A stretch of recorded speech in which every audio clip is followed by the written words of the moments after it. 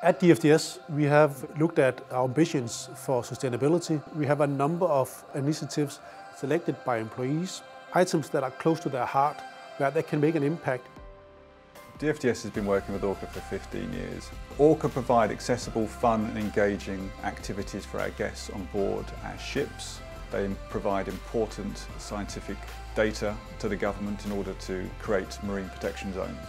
In the UK, we have lost over 90% of our seagrass beds. The restoration of these seagrass beds is vital to trapping and storing carbon in the future. Seagrass is 35 times more efficient at storing carbon than a rainforest of the same size.